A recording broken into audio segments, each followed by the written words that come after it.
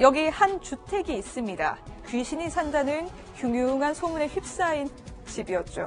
시신이 썩는 쾌쾌한 냄새까지 났던 집. 결국 이웃들 신고에 경찰까지 출동하는데 이들 앞에는 믿기 힘든 광경이 펼쳐졌습니다. 거실 한가운데 곱게 깔린 이불, 그 안에는 숨진 남성이 누워 있었던 겁니다. 바로 7년 전 간암으로 숨진 이 집의 가장이었는데요. 더욱 충격적인 건 마치 아버지를 잠에 빠져든 아버지인 양 평범하게 가족들이 생활하고 있었다는 겁니다. 영화에나 나올 법한 이 미스터리한 가족. 그런데 수사기관은 아내를 의심합니다. 아내를 사체 유기, 또 사기 혐의로 기소하는데요. 약사인 아내가 약품을 이용해 사체를 보존하면서 공무원인 남편의 회사 돈을 부정수급했다는 사실을 확인한 겁니다. 하지만 아내는 남편이 곧 깨어날 거라며 남편의 죽음을 받아들이지 않는 모습을 보였다고 하는데요. 이른바 방배동 미라 사건이라 불리는 이 사건, 정말로 아내는 남편이 깨어날 거라 믿었던 걸까요? 숨진 남편을 7년간 곁에 둔 진짜 속내는 무엇이었을까요? 사건의 숨겨진 진실을 오늘 증거는 말한다에서 확인해 보시죠. 그러니까 경찰이 현장에 출동했는데 미라 시신을 보게 된 거잖아요. 정말 충격이었을 것 같습니다. 네, 2014년 12월이죠. 네. 방배경찰서로 신고가 하나 들어와요. 7년 전 암 투병하던 그 이웃집 남성이 자취를 감췄다. 그러니까 생활 반응이 없는 거죠. 계속 누워 있으니까. 그런 제보가 들어오니까 경찰이 갑니다. 가서 그 집을 몇 번 두들겼지만 문을 열어주지 않았어요.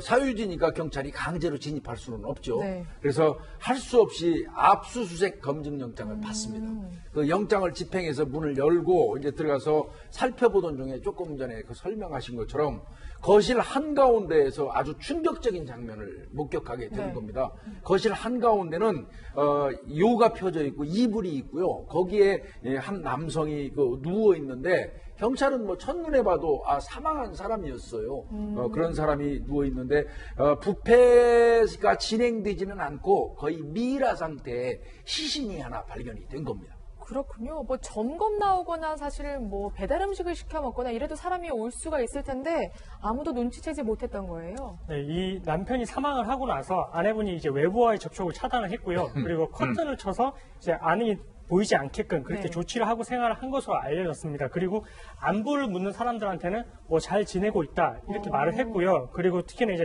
동료나 선후배들이 집으로 찾아오기도 했었는데 그렇게 찾아왔을 때도 안정이 필요하다라고 하면서 돌려보냈었고, 그리고 이 남편분과 어떻게 보면 신실한 천주교 신자였는데 그래서 신도들이 물어봤을 때도 뭐 남편의 머리를 감겨줬다 이렇게 말을 하고 있어서 사실 다른 분들은 남편이 사망했는지 여부는 전혀 알 수 없었다라고 하고 있습니다. 그렇군요. 그런데요.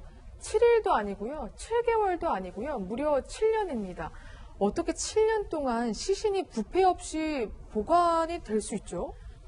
처음에 미라 상태로 시신이 발견됐을 때는 아내의 직업을 생각했습니다. 이분의 아내 같은 경우는 약사였어요. 그렇죠. 그래서 이제 경찰이 생각한 거는 약사인 아내가 시신을 그 약품 처리, 이른바 부패하지 않도록 방부 처리를 한 게 아니겠느냐 이렇게 생각을 했던 겁니다.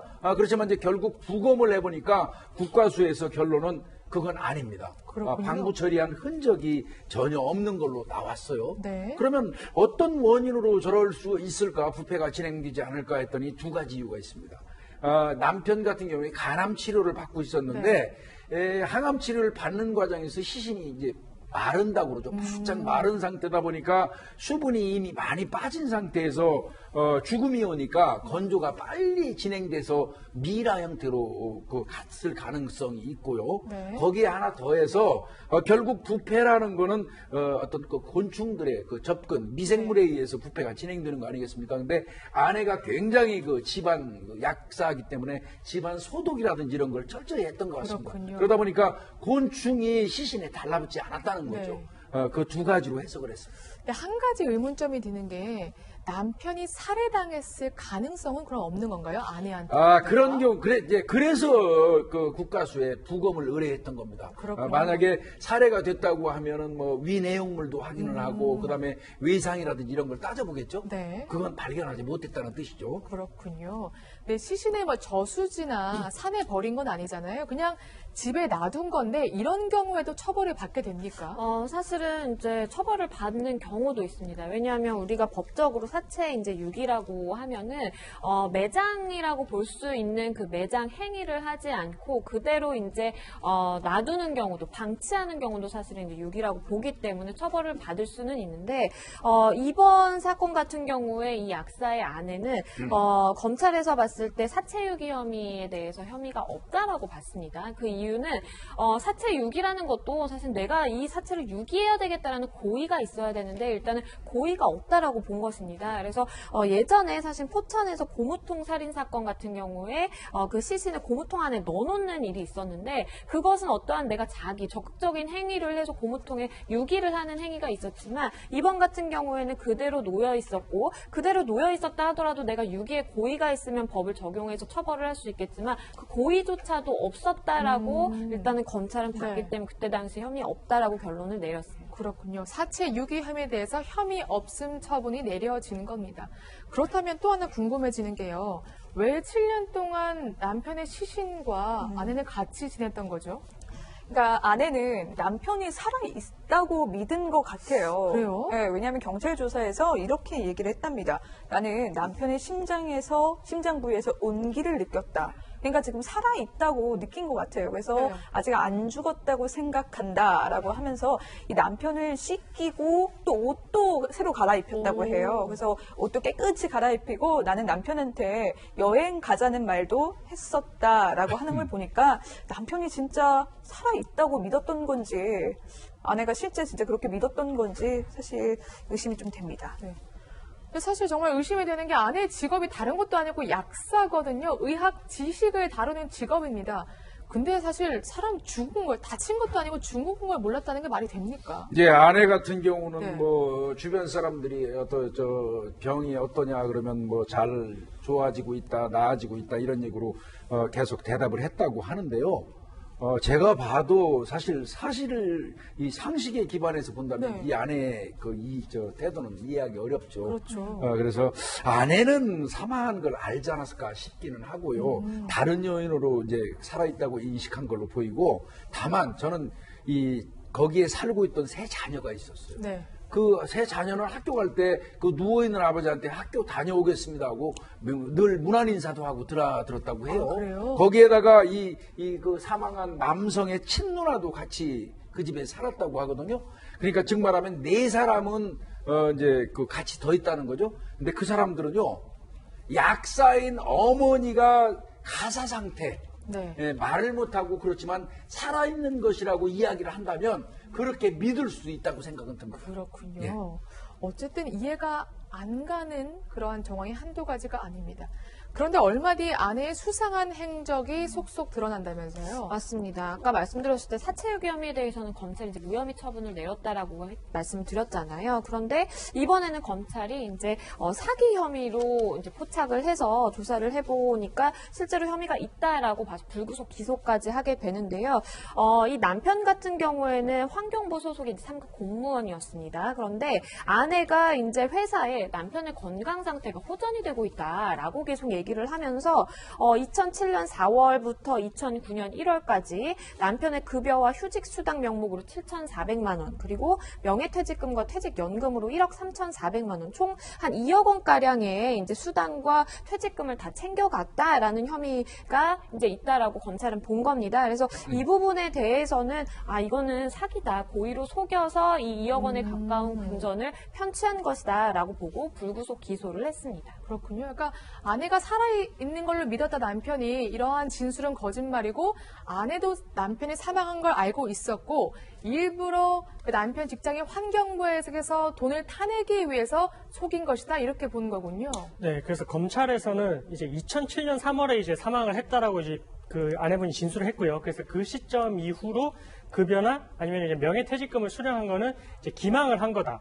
이 국가를 기망을 해서 이제 돈을 편취를 한 거다라고 해서 이제 사기로 기소가 됐는데 법원에서는 일단은 그래서 이제 2007년에 3월에 사망한 것이 맞는지 이 부분에 대해서 이제 쟁점을 가지고 판단을 했었습니다. 네. 그래서 이 사건 이제 사체 검안서를 보면 2013년 12월 26일 이전에 사망한 것으로 추정이 된다라고 되어 있고요. 2007년 3월경에 사망을 했다라고 특정해서 단정을 할 수는 없다라고 이제 재판부는 보고 있는데 이 2007년에 3월에 사망을 했다라고 하는 것은 아내분의 진술에 근거한 것일 뿐이고 그리고 이 사건 이후에 2009년 봄까지도 그 사망한 분의 누나는 망인에게 미음을 먹이는 등 간호도 했었다라고 표현을 하고 있고 그리고 2007년 10월경에는 가사 도우미가 그만둘 때 이 망인이 수고를 했다라는 식의 표현을 하기도 했다라고 하고 그리고 이 사건 2008년 6월경에는 뭐 매실 담그는 것을 도와주러 갔다가 망인과 인사를 나누었다. 이런 식으로 2007년 3월에 사망을 했다는 것이 아니라 그 이후에도 망인이 살아있는 상태에서 뭔가 이제 대화도 하고 행위를 같이 했다라는 게 어느 정도 드러나다 보니 재판부에서는 반드시 2007년 3월경에 사망했다라고 단정을 할 수는 없고 2013년 12월 26일 이전에 사망했다는 것으로 추정만 된다라고 네. 이제 봐서 이제 그 부분에 대해서는 이제 명확하게 사망을 했다라고 보기 힘들다고 했고요. 그리고 더불어서 이 기망을 하려면은 그런 고의가 있어야 됩니다. 근데 이 사건 같은 경우에는 아내분이 약사였습니다. 약사였기 때문에 어느 정도 자신의 그런 수입도 일정했고요. 그리고 사망한 것을 처리를 해서 그 사망 보험금만 받았어도 사실은 어느 정도 상당한 수입이 보장됐기 때문에 이런 걸 고려를 하면 굳이 남편이 사망했다는 걸 속이고 국가로부터 그런 급여라든지 퇴직금을 수령을 했을 그런 고의가 있었다라고 볼 수 있느냐라고 하면 그런 게 없다라고 그러니까 단정할 수 없다라고 봤거든요. 그렇기 때문에 뭐 증거 불충분으로 인해서 무죄가 선고된 것입니다. 그러니까 사체 6일을 포함해서 사기 혐의에 대해서도 무죄가 선고된 겁니다. 혹은 무혐의 판정을 받은 거고요.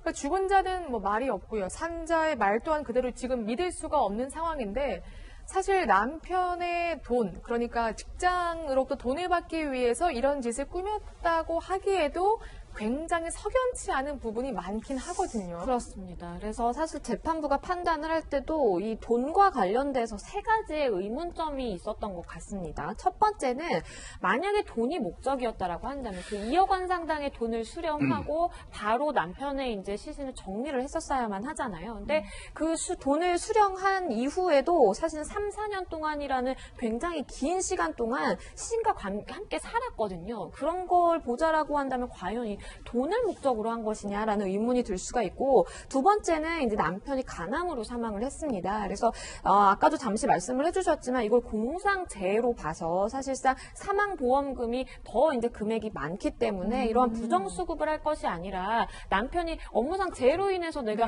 과로를 해서 간암이 걸려서 사망을 했으니까 사망보험금을 달라 유종연금이라든지 이런 다양한 방식의 더 많은 금액을 수령할 수 있는 방법이 있었음에도 불구하고 그것이 아니라 단순히 수당이라든지 퇴직금 명목으로만 이제 부정수급을 했거든요. 그렇다라고 한다면 이것이 앞뒤가 맞느냐 좀 의문을 있었고요. 그리고 세 번째 마지막 이제 의문점은 말씀해주신 것처럼 동기가 좀 불분명하다라는 겁니다. 왜냐하면 아내 같은 경우에는 말씀드린 것처럼 약사로서 계속해서 일을 하고 있었고 일정한 수입이 있었습니다. 그리고 사망보험금도 타지 않을 정도로 어떻게 보면 오로지 돈을 목적으로 했다라고 보기에는 이 범행의 동기에 대해서 조금 의문을 가졌던 것 같습니다. 그렇군요. 그러니까 말씀을 들어보니까 돈이 목적이었다고 판단하기에는 의문점이 굉장히 많습니다.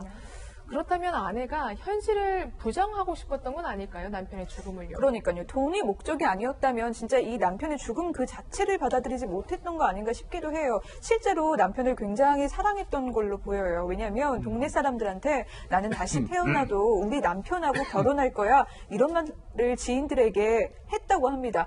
사실 이런 말 하기 쉽지 않잖아요. 근데 이제 동네 사람들한테 그렇게 남편에 대한 지극한 사랑을 표현했다고 합니다. 그럼 혹시 정신질환이 있거나 뭐 그랬던 건 그렇지는 아닌 것 않습니다. 아내 같은 경우 그 경찰이 확인한 바에 따르면 정신병력은 전혀 없다고 합니다. 그렇군요. 정신병력이 있다면 또 약사 활동을 못 하겠죠. 아, 그렇죠. 예. 그러면 정말 부부금술이 좋으면 김남희 팀장 말대로 이렇게 배우자의 죽음을 부정하는 경우가 있습니까? 현장에서 혹시 보신 적 있으세요? 글쎄 저도 이런 거는 보지는 못했는데요.